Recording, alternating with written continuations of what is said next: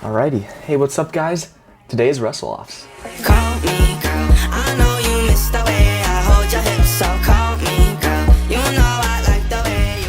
If you guys are new to the channel, my name is Cayden Henschel. I am in my final year wrestling at the University of Parkside, which is a Division II school. And on this channel, we post a lot of wrestling. But what I can say is that I believe 90% of you are current wrestlers involved in the sport. And you guys are probably going through your own wrestle-off situation, whether that be on the high school team to get on varsity, and maybe in the college level as well, or even maybe for your, let's say, your club traveling team. The one thing that's different about wrestling the wrestle-offs and regular competition is that the people that you're wrestling off is that you basically wrestle them on a day-to-day basis, sometimes, for months, years straight. With that being said, matches are usually going to be a little bit tighter, a little bit closer, hopefully not this year, but it definitely is an interesting dynamic to get through, and with that can come a lot of fear, anxiety, and doubts. And just like everyone, these thoughts can creep into my head. But the key is don't listen to yourself, talk to yourself. You have to have the louder, more impactful inner voice that is going to get you through. For instance, let's say you're going in a match, you get taken down when you're maybe not supposed to. That can really wear on you mentally, being like, oh my gosh, I could just kind of concede now. This really doesn't matter. Or you can be the guy that has that inner voice in their head that's like, get up, keep going, next score, win the go, win the go. Just constantly thinking this through your mind, not even necessarily before, but during the match as well. That's huge. So that's my biggest tip for you guys going to Wrestle-Offs this year. And the last thing I'll leave you with too is necessarily don't chase the outcome base of just winning. Chase the performance aspect of how would a national champion compete here? How would a national champion look? What was my attack rate? What was my finish rate? How was my hand fighting, my movement? Because guess what? When those little things check up, the big things will too. But it is currently like 9 a.m. There's the sun. And weigh-ins start at 2, but then you wrestle at 4, basically. We have like half the squad wrestling off today. And from the shoe lineup back here, what shoes will I be wearing? Maybe the one that's missing, which is I'm going to be rocking the Golden Glories out here. This is the most popular size.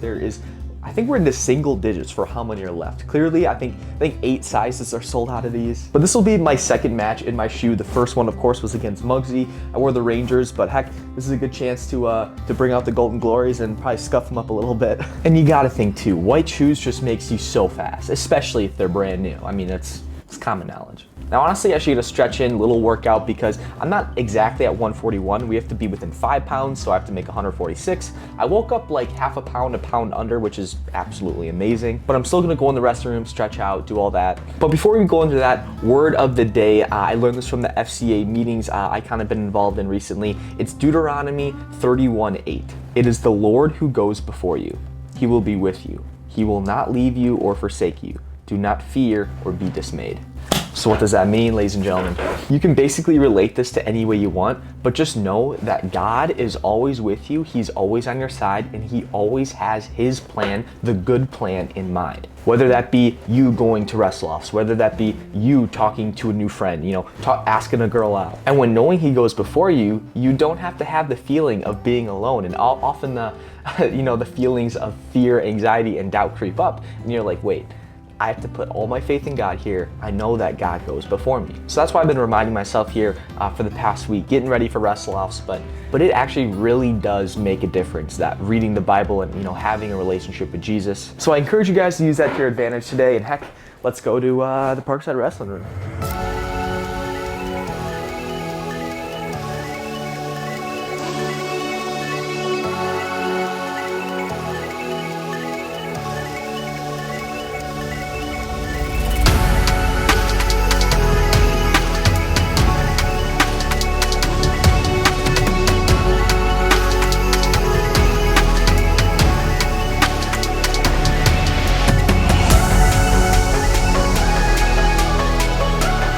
About half-hour workout, 10:33, so we got 3.5 hours till weigh-ins. I still have actually a class. I don't think I even said that yet. I have a class right before weigh-ins, so we have like a guest speaker coming in, which I think will be an easy class, so that's great.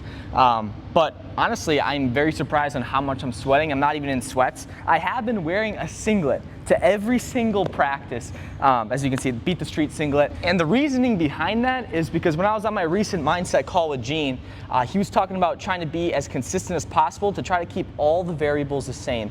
And one big thing was, he's like, you know, people practice in sweats, and that's the thing is they don't go out and compete in sweats, right? They compete in a singlet, you know, headgear. Actually, I lost my headgear. I have no idea where that is. Hopefully, I won't need it for Wrestle-Offs, but regardless, I will need it for the upcoming, you know, wrestling duels and tournaments. But regardless, other than that, it's been really successful for me to be like throwing a singlet, and when we go to live, you're only in your singlet. And I've been wrestling amazing, just taking myself into deep waters, and you know, it's not easy necessarily wrestling in a singlet. It actually feels like you're way more compressed and sweaty. It's like your whole body is getting waterboarded. But regardless, that's a cool little tip that I've been utilizing this year quite a lot, and kind of going into this next couple hours, I'm not going to drink too much. I actually think I will be maybe a pound and a half under, so I'll probably go just about a half a pound under just to be safe, because right after class I have weigh-ins and I won't have any time to cut weight. So I'll just be drinking a little bit, rehydrating. Make sure you guys are getting in your electrolytes. Use something like Rise Sups. They got their hydration. We got blue raspberry, strawberry, lemon lime. So make sure right after weigh-ins you guys are getting in your electrolytes, and also on all those supplements you can use code Cayden at Rise. You're gonna save 15% off, and it's a great way to support me and this channel. Practicing the Strictly Business colorway today. Look at that. 1 and 2. That's how easy it is to take off. No more getting your hands all stuck in the double knots, because it's a bad way how to end practice. See, this is something. This is good stuff. Let me show you. So currently right now I'm reading Extreme Balance. So this is a book written by Joe DeSena, who basically founded Spartan, and then Ben Askren, which of course, you know, I've been involved in the Askren Wrestling Academy for you know, a while now. And this book specifically focuses on wrestling and how to be a better wrestler. But let me show you this one chapter. So chapter 8 is about respecting your opponent and crushing your opponent. You guys can kind of read through here, but one thing about respecting your opponent, you can use this before and after competition, but when to use the crushing opponent mindset, you have to basically use that at competition time. And when thinking about this, I just posted a clip talking about Muggsy, how I did show him mercy in the match. But when it comes to college wrestling, competition time, wrestle-offs, there needs to be a spot during the competition that's like, you have to be able to crush your opponent. Of course, like respect and sportsmanship, it's always going to be a thing. But when something this crucial is, let's say, on the line, of course, you know, you can get too overwhelmed thinking about it. But when you're actually competing, basically having that killer instinct, you know, the eyes of a lion, just all eyes on the front, like the Hunt. We know that from Wrestling Mindset. But I think having that killer instinct, having that crushing attitude, that's something that I'm going to continue to utilize, and I just thought I'd share. Just got out of class. It's time to weigh in, but it went very, very long. The guest speaker just kind of kept talking, and now I'm off to weigh in, so it's cold. It's raining outside, but I'm excited to weigh in, and then we're going to nourish up some food, some electrolytes, and we'll be wrestling. All weighed in. I weighed in at 144, so 2 pounds under. We got some chicken and rice in a bowl. Meal prepped this morning. Definitely feels good to eat something warm. I will tell you that. I'm gonna finish this off, drink some more water, and we'll get wrestling.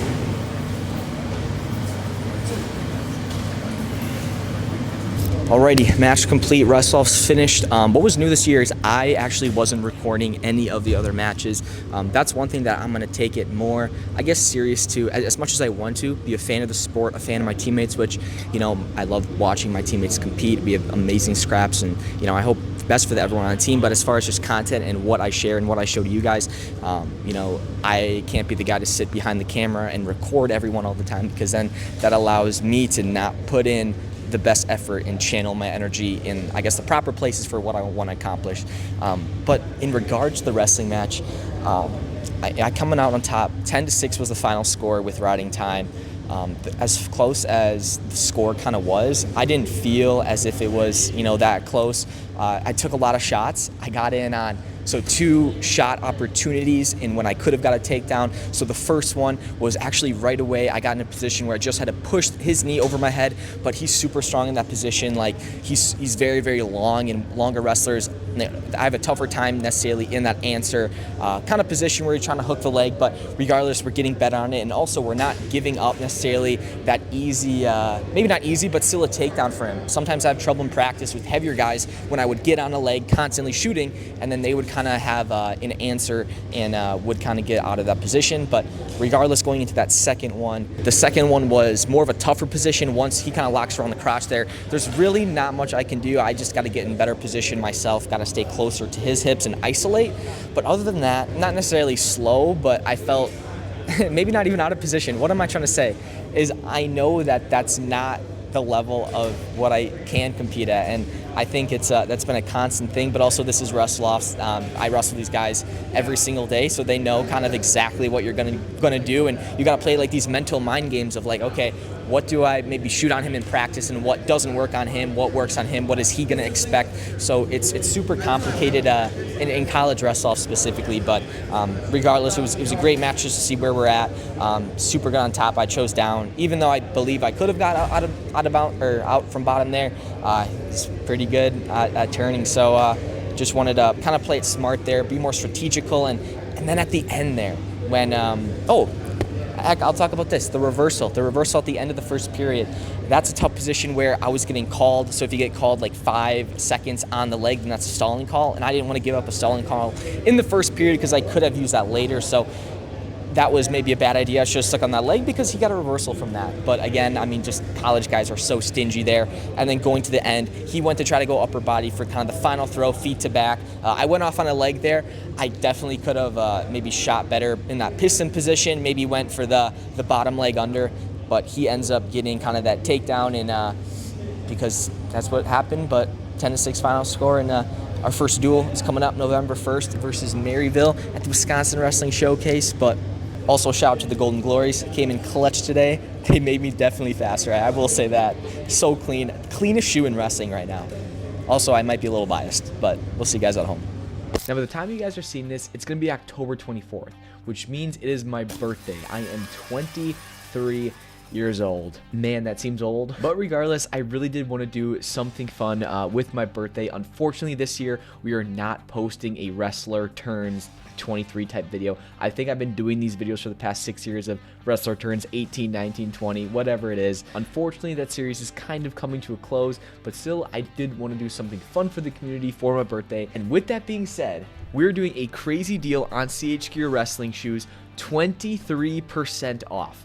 That's right, a whopping 23% off for all shoes, and we got some exchanges and returns, so your size actually may be still available, even if I know it sold out before. But once again, we will never be restocking these. There are 550 total pairs of these 4 colorways. We got the Ranger greens, perfect parkside color, and of course, you gotta love the green sole. The Strictly Business, just a classic colorway, matches with anything, got the gum bottoms. The infamous Golden Glory, which was the shoe that Muggsy wore in our match, gave it to him, and then also I wore here in the Wrestle-Offs. And finally, we have the Clash of Combat shoe, the podcast shoe. So like I said, all those shoes are now 23% off today only for my birthday on October 24th. So that's linked in the description below. But thank you guys so much for watching. Please like this video and subscribe if you guys haven't already. Thanks guys so much for watching, and we'll see you guys next video. Let me know if you're on skate. Rolling with the gang. Tully, man, you shade.